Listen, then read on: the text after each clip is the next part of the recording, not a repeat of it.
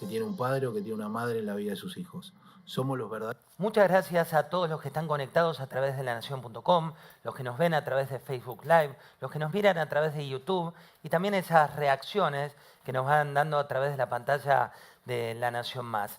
Hoy, aparte de los mejores especialistas, vamos a tener una conexión con los jóvenes de Clubes TED Ed, que nos van a contar lo que nosotros charlamos, pero con otra perspectiva. Van a reaccionar a lo que conversamos ahora, por ejemplo, con Marichu Seitún. Marichu, qué placer tenerte acá. Estoy muy contenta de estar acá, muy interesante el tema. Gracias por armar todo esto. Estamos todos atrapados en las redes. Sí. Cuando Fundación La Nación dijo, bueno, hay que sacar esta caja negra, sacarle un poco ese lugar, nos encontramos con muchas cosas, ¿no? Que son límites, que son acuerdos, que son familias, pero sobre todo las pantallas, cuando ves chicos y adolescentes, se exponen. Sí. Se exponen por ahí a contenidos que no son los que queremos o los que deberían ver. ¿Qué pasa ahí? Y pasan dos cosas. Primero, que los chicos están llegando porque están, gracias al movimiento permisivo, están con menos capacidad de regulación, con menos capacidad de decidir, pagan menos consecuencias de sus decisiones, porque hay un movimiento realmente más permisivo de papás, por un lado, y por el otro, que ven cosas que no están preparados para ver. O sea, el cerebro, como explicaba Fabricio hace un rato, va madurando y la pornografía, por ejemplo, no puede llegar antes de la adolescencia tardía, porque en la infancia los chicos quedan estupefactos. Y cuando yo miro algo que me asombra o que me deja desconcertado, voy a hacer un montón de cosas que no están buenas. ¿Y qué pasa ahí cuando veo algo que no debo o no debería y no puedo procesarlo? Y se lo voy a mostrar a otro, voy a buscar otros, voy a seguir mirando, voy a tratar de que otros estén junto conmigo, porque a veces quiero que vos lo veas para verte la cara de espanto a vos, porque yo ya vi mi cara de espanto. Los chicos procesan repitiendo. Entonces, si no queremos que repitan, tenemos que conseguir que no vean esas cosas que realmente les hacen mucho daño. No tienen una estructura en su cerebro que tenga capacidad de decir esto no me hace bien o no es bueno. Y la otra cosa que pasa que es tremenda es, no les cuentan a sus papás, porque un pedacito de su cerebro saben que no está bien. Y entonces, como saben que no está bien, lo siguen haciendo. Y parece que este chiquito es una mala influencia para otros. No, vino de otro lugar y hay otro. Hay que ir viendo la cadena para cuidarlos, evitando esto. Hace un ratito dijeron, los papás somos los mejores influencers para los chicos, pero tenemos que estar ahí siendo los influencers. Mirar, que no es lo mismo que estar. Ver lo que están haciendo. Podés mirar sin ver. Y podés escuchar sin, no oír Sí, sin escuchar. sí, tal cual. ¿Qué pasa con los límites? ¿Está bien la palabra límites? Es muy importante la palabra límites. Spitz hablaba del primer organizador, que es el no. Los chicos sienten primero el no antes del sí.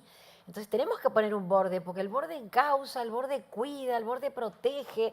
Les cuesta un montón hoy a los papás que los chicos se enojen con ellos. Entonces, en vez de decir, se acabó la pantalla, desconectan el módem para que no puedan ver. Y no es esa la solución. Tenemos que decir, no, lo que es bueno para vos es esto, y más no, y enojate tranquilo, yo acá estoy, banco tu enojo. ¿Por qué nos cuesta que se enojen?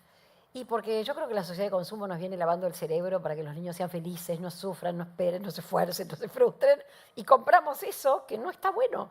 Nuestros papás no lo hicieron porque eran mejores padres que nosotros.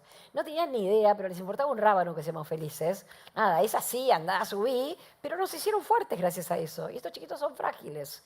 Y no se cuidan bien. Y nosotros, si no estamos atentos, no los cuidamos tampoco. Hablabas de límites, nos miran padres, madres y demás de distintas edades, ¿no? Sí. Y queremos dar caja de herramientas simples, por ejemplo, para distintas etapas de la vida. ¿Qué cajas le das para esos límites? Hasta los 5 años te diría que el límite viene de afuera. Los chicos hasta los 5 años no tienen una conciencia moral que les permita saber, no, esto no lo hago porque está mal, esto es incorrecto. Entonces, me voy a bañar porque mamá se enoja. Hago las cosas bien, no miro, no le saco el teléfono a mamá porque se enoja. Y a veces no le saco el teléfono a mamá porque no sé la contraseña del teléfono de mi mamá. Hoy la saben ya. Hoy saben la de chiquitos. contraseña. Y creo que es importante que yo los miro a los papás y les digo, cambia la contraseña. Y cuando vos haces así, que no te vea. Son muy hábiles los chicos, pero los papás tenemos que ser más hábiles que ellos. Después de los 5 avanza la conciencia moral, pero siguen sin tener la fortaleza que les permita tomar buenas decisiones. En este ser referentes, en este ser faros y brújulas para ellos, tenemos que seguir cuidándolos hasta que ellos tengan una estructura ética y moral adecuada. Y para las pantallas también, para la vida y para las pantallas. Ahí estamos, Marichu, en la primera infancia. ¿Por qué los padres les damos la contraseña? ¿Qué es lo que nos lleva, y te hablo en primer plural porque es algo muy habitual? ¿Por qué lo hacemos? Para que no sufran, para que no nos molesten, porque nos da fiaca educarlos, o sea, porque estamos muy ocupados, tenemos mucho trabajo, estamos nosotros atrapados por nuestras pantallas, y entonces nada, te doy mi celular para poder seguir terminando de lo que estoy haciendo de trabajo o para poder mirar mis propias redes. Esto también es clave, y todavía nos habló tanto. Qué importante es lo que hacemos los adultos. Tenemos que estar nosotros. Los chiquitos son nativos vinculares. Es en el vínculo con nosotros que ocurre todo lo que dice Fabricio. Las conexiones neuronales ocurren con un otro, no ocurren en una pantalla. En una pantalla es como que se congela el crecimiento. Entonces tenemos que estar ahí con ellos. Primera infancia, somos los emisores de los límites. Primaria, Primaria, seguimos siendo lo que yo llamo yo auxiliares. En un montón de cosas los voy dejando elegir y equivocarse y pagar el precio de sus errores. Y en otro montón de cosas digo, no, esto es así, la tele apagarle y anda a bañarte. O sea, seguimos siendo yo auxiliares para que lleguen a la noche diciendo, papá y mamá están contentos conmigo, hice las cosas bien.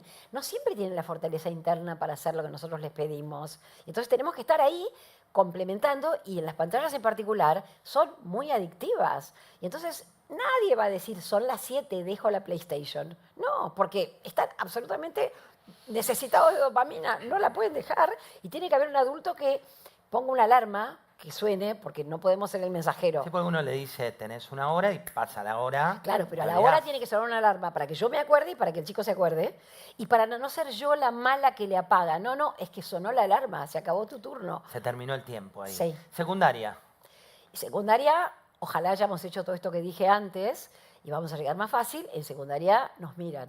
nos cuestionan. Nos cuestionan, pero no solo nos cuestionan. ¿Dónde cargo yo mi teléfono? Si una hora antes de irme a dormir lo dejo y me pongo a hacer otra cosa. O sea, toda esta cosa. Yo no le puedo pedir a un adolescente que haga lo que yo no hago. Y entonces es muy importante en la adolescencia ser modelo para poder pedir lo que pedimos. Y están en muchísimo más riesgo, miran muchas más cosas, con lo cual tenemos que haber trabajado un montón en los límites y en la conciencia y en la comprensión de por qué sí esto y por qué no aquello, para que lleguen a la adolescencia con estos papás que están internalizados y que ya en ese chico chiquito del video el papá podría meterse y sacarlo, pero el adolescente está en su cuarto y no te podés meter para decirle no Y te se va a metas. dormir con el celular. No con- te metas en la pornografía, pero sí podés, porque si yo dejo el teléfono celular cargando a las 10 de la noche en el baño, puedo ir a su cuarto y decirle, dame tu teléfono celular a las 10 de la noche, porque es lo que hago yo. Entonces lo puedo pedir. Seguimos creciendo, llegamos a la universidad. Ya empieza a cambiar de ese padre, esa madre emisora cuando eran chiquititos. ¿A dónde llegamos? Y llegamos a cosechar lo que sembramos. Si nos ocupamos de hacerlo bien, estos adolescentes grandes van a poder tener un uso acotado, ético, adecuado, van a poder divertirse. Y si no, empiezan ya mucho antes a aparecer todas estas adicciones de las que hablamos, que a veces llevan a consultas y llevan a todo esto que dijimos también, la falta de motivación, la depresión, la ansiedad que crece, porque es en el vínculo con otro que esas cosas se curan. No se curan mirando una pantallita. A mí me gusta mucho Atrapados en las Redes porque es un lugar donde también sacamos el parecer y nos metemos en el ser, ¿no? Tal cual. Hay una frase muy linda que es, hagamos acuerdos entre padres y madres, que está bueno, pero muchas veces tenés en grupos grandes quien rompe acuerdos. ¿Cómo se construye eso? Acuerdos entre padres y madres, acuerdos con los hijos, también me parece que es importante, porque no es lo mismo me cansé y te lo saco que... Y sí, los acuerdos con otros padres son clarísimos. Tenemos que volver a criar en tribu. Y esta es una nueva problemática y tenemos que armar una... No es la misma tribu trabajando de otra manera. ¿Cómo la construís esa tribu? Y desde sala de 3, con los papis. ¿Cómo Chate son- papis, chate mamis. Chate papis, chate mamis, cómo van a ser los cumpleaños, qué dibujitos ven en la tele. No, ese no te conviene mostrárselo porque tiene contenido que no está bueno. Entonces nos vamos pasando la data de lo que realmente les conviene a los chicos. La sociedad de consumo es un monstruo que busca vender, no busca el beneficio de los niños ni de los adolescentes. Entonces tenemos que armar una alianza de padres y madres, porque además en esa alianza, recién escuchaba que te van diciendo, ya hay 10 que piensan lo mismo, 11 que piensan lo mismo, realmente te ayuda a saber que no sos el único, que no sos el que está contramano al Libertador, el único que va para el otro lado. ¿Y qué pasa si en esa tribu hay quien no quiere consensos? Yo creo que no hay que demonizar a nadie. Pero si no hay consenso, por ahí en esa casa lo dejo ir a jugar, pero no lo dejo quedarse a dormir. O sea, creo que está bueno saber que hay gente que piensa distinto y que vuelva a casa y diga, bueno, no, pero en casa tenemos pautas diferentes y los chicos también tienen que aprender eso. Te voy a mostrar un videito muy Dale. corto. Veámoslo, dale. Hola, soy Luciana. Y yo soy Elena. Hace poco más de un año nuestros hijos empezaron a preguntarnos cuándo iban a tener su propio smartphone. Si bien faltaba para que llegara ese momento, la pregunta dio lugar a la charla. Hasta que un día un papá sugirió en el grupo de WhatsApp esperar hasta por lo menos los 14 años para darles un smartphone propio. Y esperar hasta por lo menos los 16 para que tengan acceso a las redes sociales. Trabajar en comunidad, ponernos de acuerdo, baja muchísimo la presión social. No solo a nosotros los padres, sino también a nuestros hijos. Y de esa forma le podemos regalar a los chicos tiempo para que disfruten de su infancia, que es tan linda y tan corta. Así nació Manos Libres. Somos una comunidad de padres que elige esperar. Si quieres formar parte de Manos Libres, es muy fácil, muy sencillo. Te tenés que meter en la web, firmar el acuerdo y compartir el link. Cuando 10 familias del mismo grado y del mismo colegio lo hacen, van a recibir un mail para que se pongan en contacto entre ustedes. De esa forma, el acuerdo ya está activo. Y tu hijo ya no va a ser el único que espera. Tomate. Entre todos podemos cambiar esta historia. Dos madres que tomaron acción y la trampa de todos lo tienen. Sí. ¿Cómo salimos de esa trampa? Vos escribiste varios libros sobre este tema. Y creo que está muy bueno lo que dice el video, pero está bueno empezar antes. O sea, es más fácil si cuando mis hijos tienen 8, 9, 10, ya venimos hablando con los papás. ¿Qué le hace bien a un chico? Entendiendo que le hace mucho mejor estar con otros chicos ahora que se vio que no tienen tantos teléfonos en las aulas y en los recreos. Conversan, juegan al fútbol, pusieron cancha de ping-pong y se hacen torneos en los recreos. Realmente se comunican, los chicos no estaban intimando, no sabían hablar unos con otros, se comunicaban. Entonces, todos lo hacen. Sí, es la excusa, pero si yo puedo entender que si todos lo hacen no está bueno, nada, seamos otro grupito que no somos todos, pero somos un montón, que hacemos algo diferente. De golpe agarro mi celular y llegó la IA. Llegó la inteligencia artificial. Y esto es lo que pasa, mira. A ver. El uso de la inteligencia artificial como apoyo emocional, a mi criterio, es uno de los grandes riesgos, especialmente en la infancia y en la adolescencia, pero en general para los adultos también. Hoy vemos con la inteligencia artificial cómo los adolescentes se apoyan, no solo para una tarea que aparece como el gran tema en todos lados, sino para cuestiones más de fondo, como las amistades, los dolores de la vida. Ellos generan un vínculo afectivo con ChatGPT y con otros programas donde los usan como terapeutas. Tengo la sensación de que por ahí estoy un poco depre, estaré ansiosa, tendré un problema, se lo consultan al chat, ¿no? Olvidándose de nuevo que ese chat no es una persona. Cuando terminamos los adultos diciéndole gracias, hola, ¿no? ¿Por qué le hablamos así a estos chats? Tiene que ver con que la invitación es a olvidarnos que no hay una persona y obviamente si nosotros perdemos de vista que son niños y niñas en crecimiento, que lo que a nosotros nos cuesta es probable que a ellos les cueste más, bueno, ahí está el foco. La inteligencia artificial muchas veces lo que se encuentra no son solo respuestas, sino positividad. En un mundo que busca positividad, que todo sea positivo, que no haya nada negativo, que no haya angustia, que no haya tristeza, que no haya nada humano, la inteligencia artificial ahí viene fantástico porque te alienta, te dice que vas bien, te da consejos. Se están acostumbrando a una adulación constante, ¿no? Y eso es cero desafiante. Entonces, qué interesante tu pregunta, te aporta un poquito más.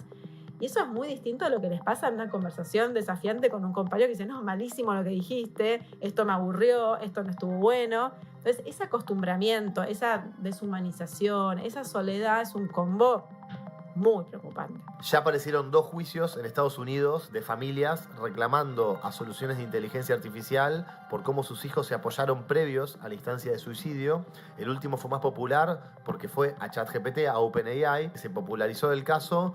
Uno se encuentra con situaciones muy críticas, como que ChatGPT le dijo a este adolescente que no hacía falta que hable con su madre, que por el momento se podía apoyar en él.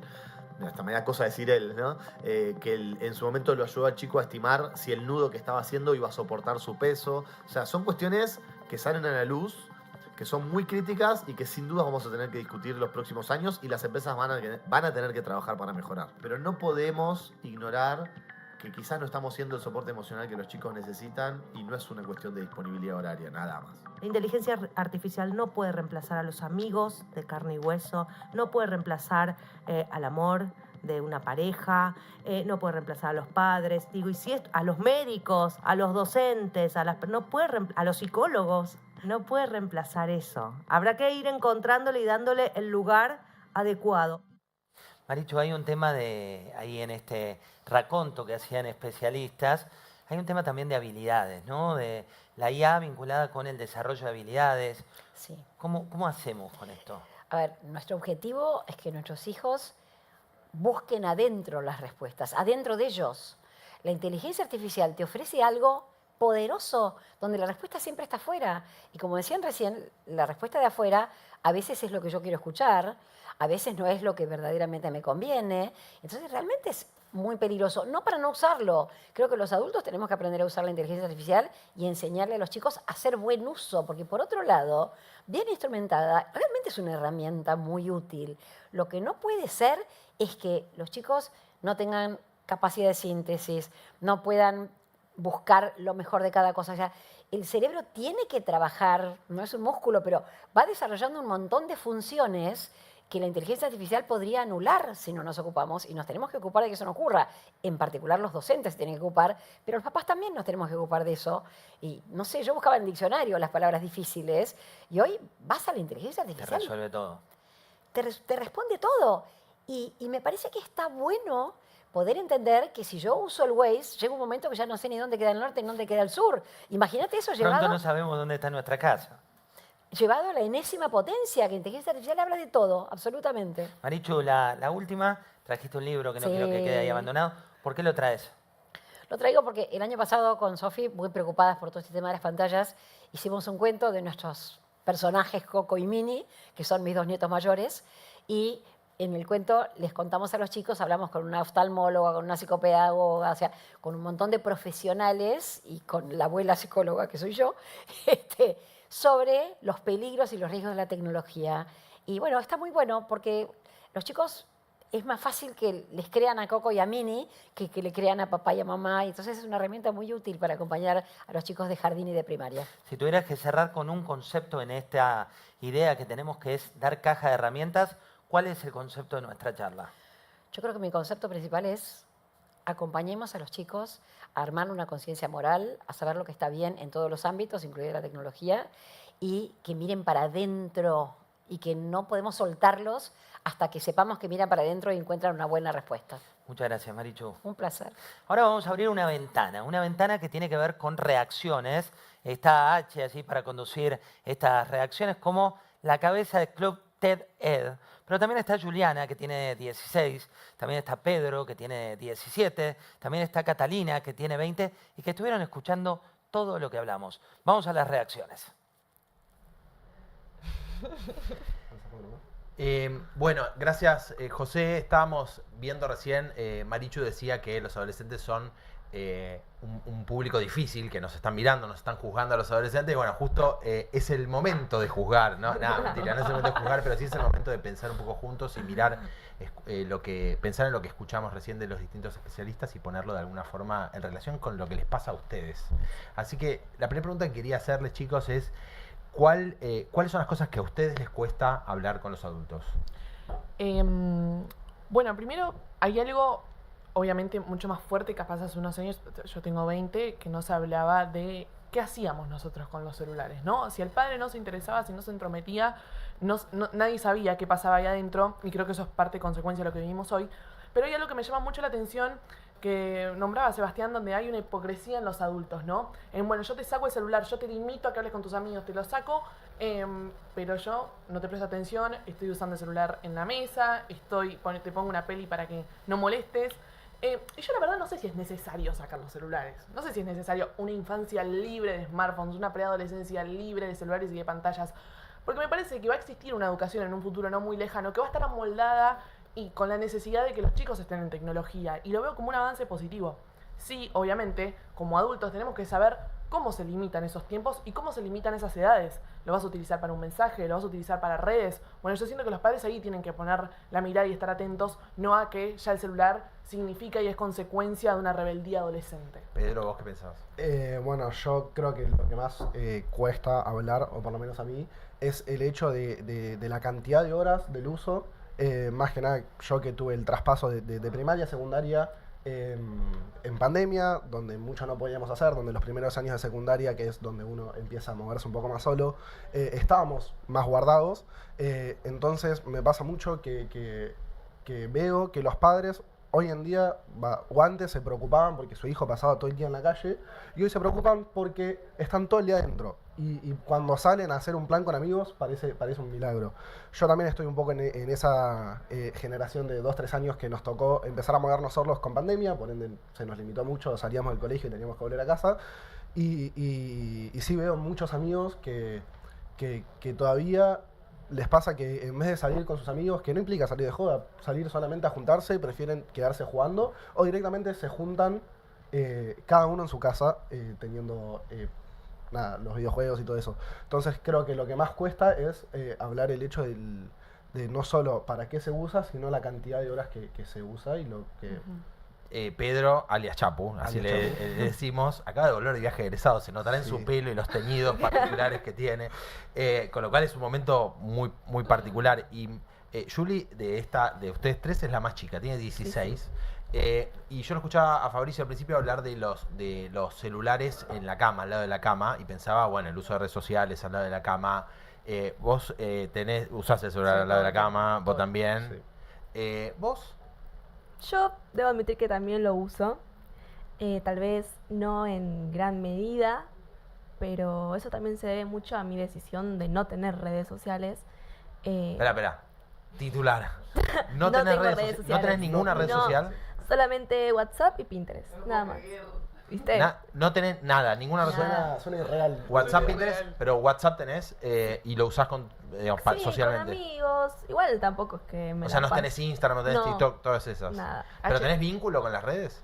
Sí, tengo vínculo. ¿Cómo? Primero que nada, yo estudio en el área de comunicaciones, entonces estamos constantemente analizando todo lo que es los contenidos que se suben. Claro. Entonces, indirectamente tengo vínculo, aparte de que trabajo organizando redes para un proyecto que tienen mis papás. Entonces, indirectamente o sea, tengo. trabajás con redes, pero no tenés redes tuyas Claro, propias. no tengo. Pero igual, cuando estás en la cama, ¿estás enchufado con el celular? Sí. ¿Por qué? Por los benditos jueguitos. Ah, Debo o sea, admitirlo. Claro, el contenido, igual Claro, hay contenido muy muy aunque no adictivo. tengas redes sociales, que se vuelve adictivo. Los jueguitos, o bien incluso charlando con mis amigas por WhatsApp. O sea, indirectamente las redes sociales, si bien potencian esa adicción, el celular ya de por sí la carga. O sea, no tiene tanto que ver solamente con las redes sociales, por lo menos en tu caso, sino Claro. que hay otras cosas que a vos Sí. también te sumergen en esa historia. Totalmente. ¿Qué otras historias, anécdotas se les ocurren a partir de lo que escucharon recién? Y yo me acuerdo que las primeras veces que generaba mucha adicción al celular en la noche, que con mis amigas estamos súper de acuerdo que lo usamos hasta que nos agarre sueño, como si fuese tipo una pastilla para dormir. Listo, no tengo sueño, me tiro con el celu y en algún momento me voy a dormir, se hacen las 4 de la mañana y seguís con el celular, esa es la verdad. Pero me acuerdo que estaba muy atenta a los 15, 16, porque existía como una plataforma donde podían dejar mensajes anónimos en cualquier momento del día. Entonces estábamos todo el tiempo cargando a ver qué nos decían. Solían ser mensajes bastante feos, pero me acuerdo que ahí generé mi primera adicción al celular y también al que dirán. O sea, sí. ¿Y alguna otra historia de este tipo?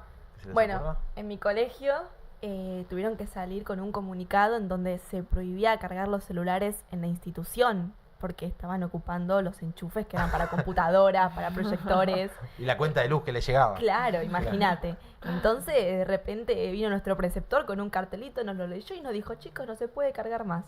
Pero aparte era como muy disruptivo para la dinámica de la Claro. clase, ¿no? Como que están todo el tiempo enchufando. Claro, entonces vos de repente estaban en la mitad de un trabajo y veías que uno se paraba y que decía, profe, ¿puedo cargar el celular? Pero está cargando la compu. Pero es un segundo, es para comunicarme. Es esa la excusa creo que más se usa, ¿no? Bueno, ya está por empezar el siguiente bloque. Nos vamos a volver a ver en un ratito después del siguiente bloque para seguir reaccionando. Así que, José, te esperamos acá a la vuelta.